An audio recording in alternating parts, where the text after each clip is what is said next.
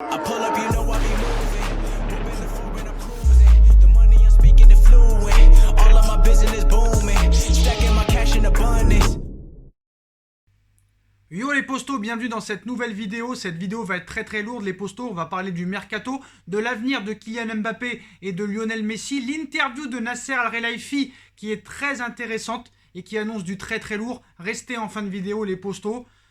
Beaucoup de personnes sont en train de nous expliquer qu'il faut arrêter de parler du dossier Léo Messi qui prolongera sûrement au FC Barcelone. On est en train de nous expliquer un petit peu ça, mais rien ne nous interdit de parler du dossier Léo Messi tant qu'il n'a pas prolongé. À l'heure actuelle, officiellement, il n'y a aucune prolongation qui a été signée. Donc tant que Lionel Messi n'aura pas officiellement prolongé avec le FC Barcelone, nous continuerons à parler du dossier Léo Messi. Donc comme vous savez les postos, qui dit perte du titre hier soir, dit maintenant mercato. Il va y avoir un mercato. Qui va décider? Nasser, Leonardo, Pochettino, peut-être un peu les trois. Restez présents les postos, mais voilà. Qu'est-ce qu'il va falloir faire maintenant? On ne peut pas compter que sur 3 joueurs, comme l'a été Navas dans les buts, Marquinhos en défense centrale et Kylian Mbappé en attaque. Je pense qu'il va y avoir beaucoup de départs, mais aussi beaucoup d'arrivées. On va voir un petit peu ce que nous a précisé Nasser Al-Khelaifi. Mais on va commencer un petit peu les postos à parler de l'avenir. Donc on ne sait pas réellement qui va arriver, qui va partir. Est-ce que Paris va réussir à se débarrasser de ces indésirables avec le salaire qu'ils ont? Tout le monde pensait la saison dernière que Kurzawa allait partir gratuitement. Ils l'ont prolongé de 4 ans. Tout le monde pensait il y a encore quelques semaines que Julian Draxler allait partir gratuitement. Ils l'ont prolongé. J'espère qu'on va quand même pas aller jusqu'à prolonger Thilo Kehrer, Bakker ou je ne sais pas qui d'autre. En tout cas, je l'espère pas. Il va falloir vraiment se renforcer au niveau des titulaires à certains postes, comme au niveau des latéraux et du milieu de terrain. Aussi au niveau de l'attaque, si jamais Moise Kean venait à ne pas rester et que Icardi était vendu, surtout si Mbappé venait à partir cet été, mais ça, on en reparlera plus tard dans la vidéo avec de très grosses infos et de très grosses précisions. En tout cas, pour les petites infos, déjà pour commencer, un accord est vraiment proche entre Christophe Galtier, tout fraîchement champion de France avec Lille, et l'OGC Nice. Alors est-ce que c'est un retour en arrière pour Galtier? Partir de Lille qui va jouer la Ligue des Champions pour aller à Nice, où certes il y a peut-être un projet plus ambitieux parce qu'on sait très bien que Lille va vendre tous ses gros joueurs cet été et va rien faire de très exceptionnel en Ligue des Champions la saison prochaine. Donc peut-être que Galtier en a marre, veut un réel projet sportif, reconstruire avec Nice, et peut-être que Nice dans le futur réussira à garder ses joueurs, mais je ne sais pas. On savait que Naples était dessus. On sait aussi que l'Olympique Lyonnais est très intéressé par Christophe Galtier, qui avait été adjoint d'Alain Perrin il y a plus de 10 ans maintenant. Mais Nice est en pole position pour attirer Christophe Galtier sur son banc. Les autres infos, les postos. Actuel directeur sportif du club, Juninho pourrait succéder à Rudy Garcia sur le banc de l'Olympique Lyonnais pour la saison 2021-2022, tandis que Rémi Vercoutre sera l'entraîneur des gardiens. Surprise, grosse info, d'après Don Dario, Gianluigi Buffon pourrait rejoindre le Real Madrid cet été en tant que doublure de Thibaut Courtois. Donc franchement, Buffon, 43 ans, qui veut toujours jouer. Apparemment le Real serait intéressé pour le mettre en doublure de Thibaut Courtois. Quand va-t-il s'arrêter? On a vu que cette saison, il a encore gagné une Coupe d'Italie. Son passage au Paris Saint-Germain, certes, n'a pas été grandiose, mais voilà. Apparemment, Buffon est encore ambitieux et des grands clubs s'intéressent à lui. Donc, pas de retraite pour l'instant pour Gianluigi Buffon. Depuis quelques semaines, l'avenir d'Harry Kane est sur toutes les lèvres en Angleterre, entre Manchester City et Manchester United et aussi Chelsea. La bataille fait rage pour recruter l'attaquant anglais. Mais Manchester United s'agite en coulisses en préparant une offre XXL pour faire la différence. Donc comme vous le savez, apparemment Manchester United n'a pas de réel problème au niveau financier. Il y a des rentrées d'argent et du sponsoring exceptionnel. Donc je pense qu'on part vers un très gros mercato du côté de Manchester United. Est-ce que Paul Pogba sera vendu? Il est encore à 1 an de la fin de son contrat, et Harry Kane, malgré le mauvais classement des Spurs cette saison, il a été élu vraiment meilleur buteur de Première Ligue et meilleur passeur de Première Ligue. Donc honnêtement, je pense que si Tottenham avait eu un meilleur classement, Harry Kane aurait été le meilleur joueur de Première Ligue. Mais en tout cas, Harry Kane, c'est un monstre. Hein. Cette saison, c'est incroyable. Vraiment meilleur buteur de Première Ligue, meilleur passeur. Il a fait le doublé et c'est vraiment exceptionnel. Parce qu'on pensait tous que Harry Kane était un petit peu un finisseur à la Lewandowski. Et bah non, hein, franchement, le mec, il s'est rendu vraiment disponible pour son équipe. Il sait jouer collectif en étant un renard des surfaces. Et ça, c'est incroyable. Et je pense que cet été, Harry Kane aussi va être le feuilleton de l'été parce que malgré que Lévy soit très pointilleux et très dur en affaires, je pense que voilà, sans Coupe d'Europe, il est impossible pour Tottenham de garder Harry Kane. On sait que le PSG aussi est intéressé, mais ce sera juste au cas où il y a une grosse vente du genre Icardi ou du genre Kylian Mbappé qui pourrait rapporter de très gros millions d'euros, surtout Kylian Mbappé. Restez en fin de vidéo pour les infos sur Mbappé. Rashford qui fait une révélation incroyable sur son avenir. Si j'aimerais jouer à l'étranger, je ne dirais jamais non. Mon club idéal, autre que Manchester United, je suis un grand fan du Real Madrid et du FC Barcelone, car ils ont toujours eu de grands joueurs et ont toujours joué un football attrayant. Tout le monde regarde le Real Madrid et le FC Barcelone, a ainsi lâché Marcus Rashford dans un entretien accordé au Guardian. Alors est-ce que c'est un indice pour son avenir? On ne sait pas réellement. Donc maintenant, comme vous le savez, hein, du côté un petit peu de l'étranger, il n'y a pas grand chose à se mettre sous la dent, du côté des arrivées, à part en Angleterre. En Espagne, on sait que le Real a une priorité. Du côté du Barça, Sergio Agüero, Memphis Depay et Eric Garcia vont rejoindre gratuitement le FC Barcelone. Mais on va passer d'abord au Paris Saint-Germain. Comme vous le savez, il y a beaucoup de chantiers. Alors déjà, qu'est-ce qui va se passer? Qui va décider? Est-ce qu'il y aura une entente vraiment entre Nasser, le président, Pochettino, l'entraîneur, et Leonardo? On se rappelle vraiment du conflit Leonardo-Tourelle. Est-ce que ça va se passer comme ça? Je n'espère pas. Donc pour le poste de latéral droit, hein, qui sera vraiment une priorité du côté du Paris Saint-Germain, on va laisser Pochettino décider apparemment du côté de Leonardo et de Nasser. C'est Pochettino qui va décider du nouveau latéral droit du Paris Saint-Germain. On sait que Paris est intéressé par Serge Aurier, mais pour l'instant c'est par défaut. Il est en bas de la liste. Bellerin, qui est très apprécié par Leonardo, et surtout Ricardo Pereira. Pochettino serait plus pour le joueur de Leicester. Comme vous le savez, Leicester n'est pas qualifié pour la prochaine Ligue des Champions.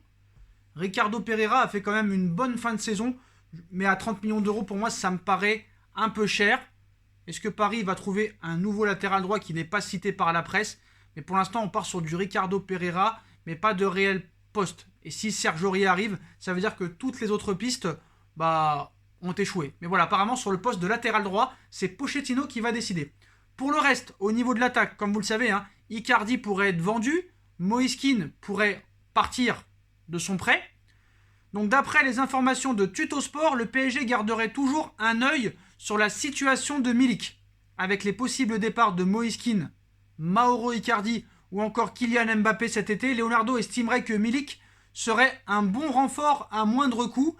Si l'on s'en tient aux dernières indiscrétions sur le sujet, l'Olympique de Marseille demanderait en effet entre 12 et 15 millions d'euros pour laisser partir l'attaquant polonais. Alors je suis assez d'accord avec Leonardo.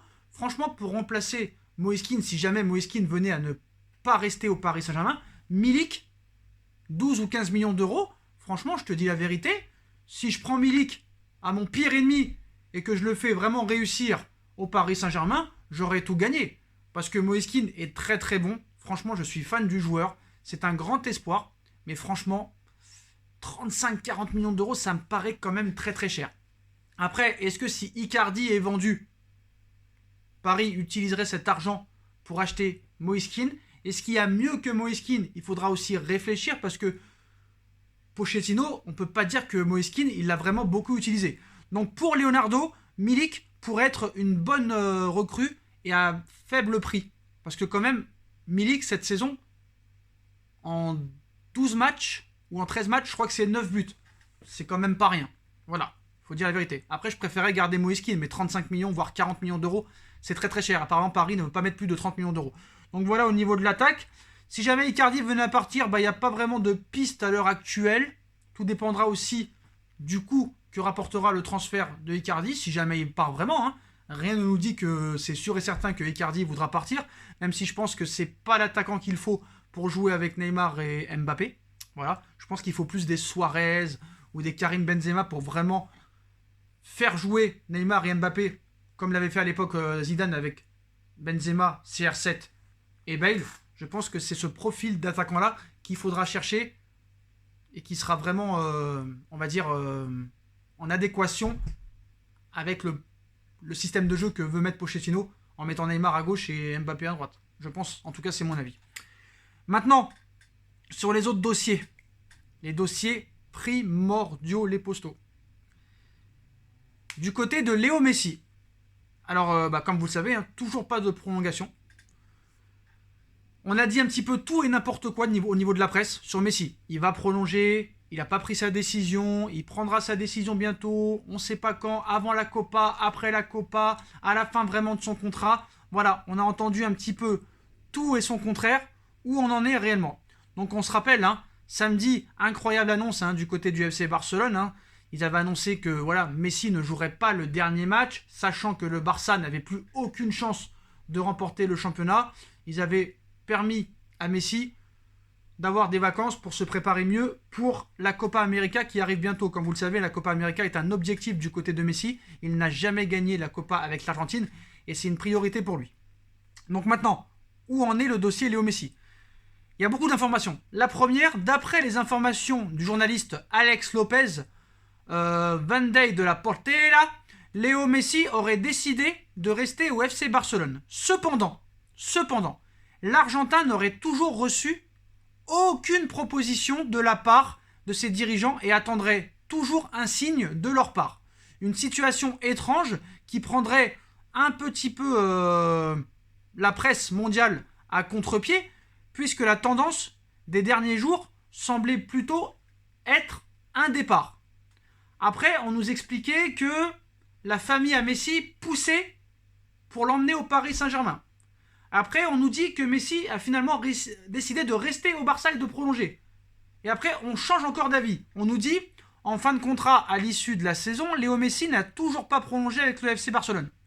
Et voit les rumeurs au sujet d'un départ se multiplier. Mais après, selon les indiscrétions de Beansport Moyen-Orient, l'Argentin a décidé de continuer avec le club catalan. Une information que son entourage a tenu à démentir dans la foulée.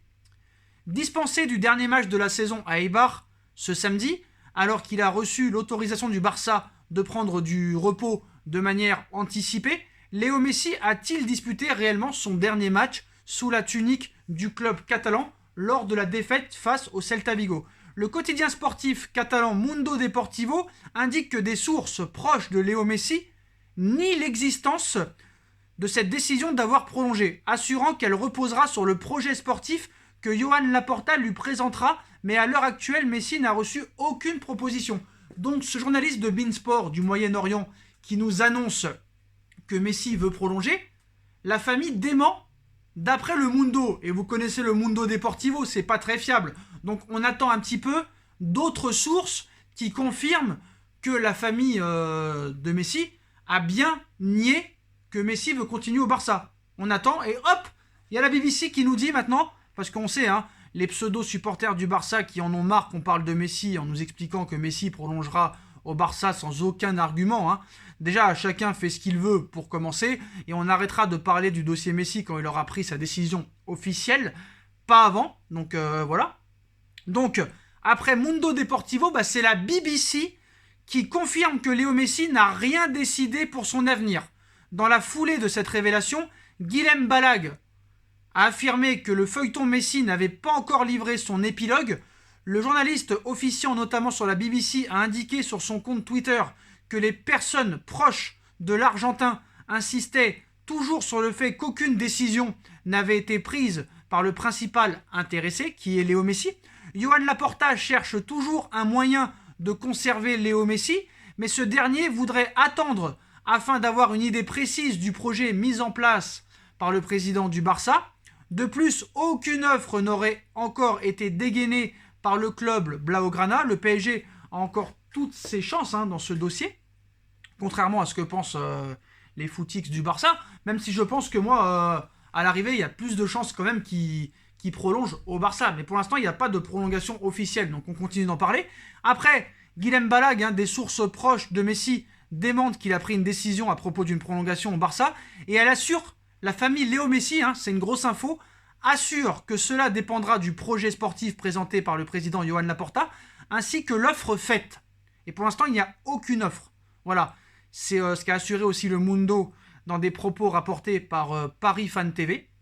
Et en effet, selon les informations du journaliste correspondant de l'équipe en Espagne, Florent Torchu, Lionel Messi décidera de son avenir officiellement après la Copa América.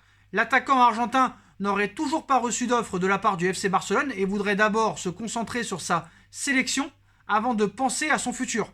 La finale de la Copa América étant le 11 juillet, on pourra ne connaître l'avenir de Léo Messi qu'à la mi-juillet, d'après le journaliste de l'équipe.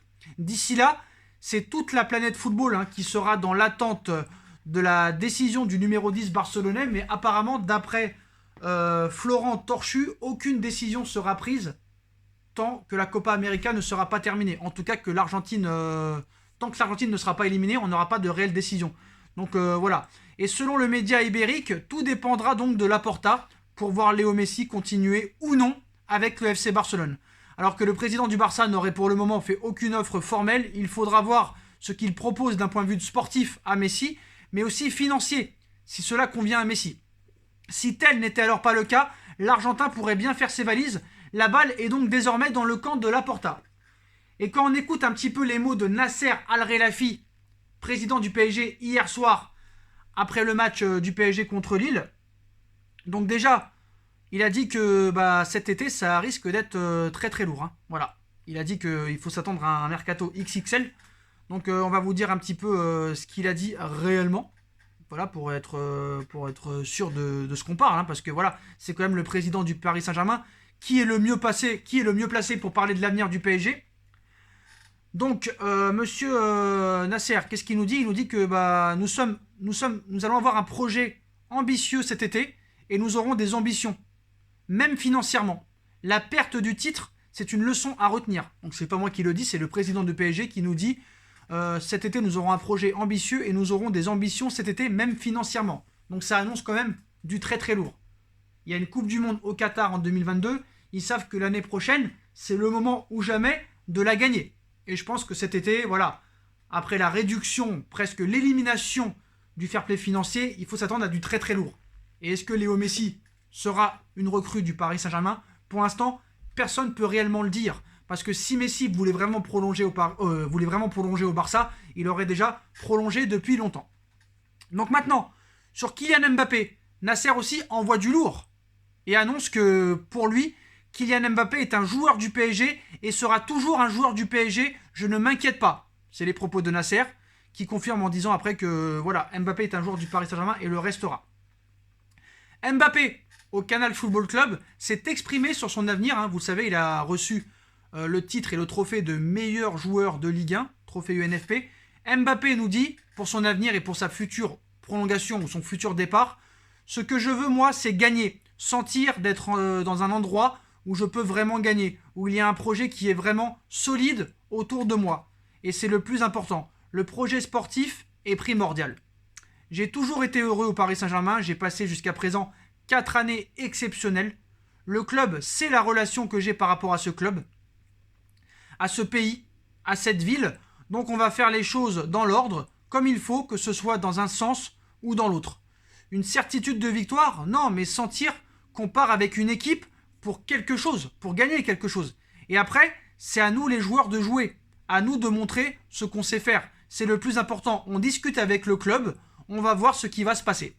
Donc voilà, quand tu entends ces propos-là, tu ne peux pas réellement te faire un avis. Tu te dis, il y a quand même une ouverture s'il y a un très bon mercato.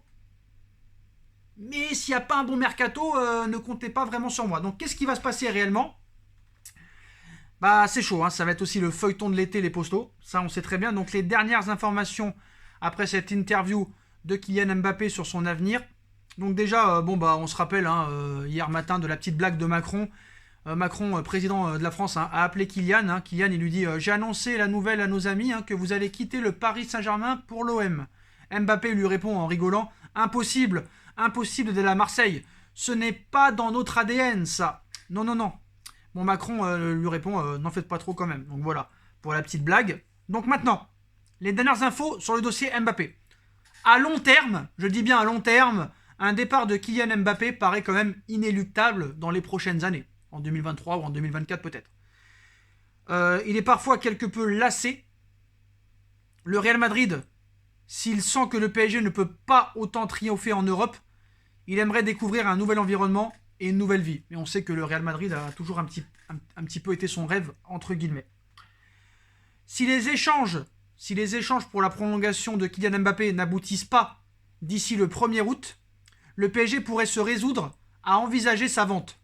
L'hypothèse, pourtant pas privilégiée, a été évoquée dans des discussions autour de potentielles grosses recrues. Donc voilà, apparemment Paris a placé une deadline. Si d'ici le 1er août, Mbappé n'a pas pris de décision, Paris sera résigné et Paris décidera de le vendre. Sauf problème, il y a un réel problème, c'est que le PSG ne sait pas. Bon, Mbappé n'ira pas au clash, mais si Mbappé a envie de partir libre, il en a le droit. Et c'est là que Paris n'a plus les cartes en main. Comment on fait si Mbappé décide de rester encore pendant sa dernière année de contrat et décide de partir libre pour toucher cette fameuse prime à la signature? Ça arrangerait le Real, ça arrangerait Mbappé. Donc voilà. Donc le raisonnement de Kylian Mbappé est simple. Soit il obtient des réponses à ses garanties au niveau du mercato, et là il acceptera de prolonger pour 1 an ou 2, soit il ne signe pas, on lui donne pas ce qu'il veut, et il s'en va, mais il n'ira pas au clash. Rien ne dit que le PSG ne tentera pas de le convaincre jusqu'en 2022, jusqu'à la fin, comme le Barça essaye de convaincre Léo Messi. Léo Messi est en fin de contrat dans 38 jours, donc ça peut être la même chose avec Kylian Mbappé. Donc voilà.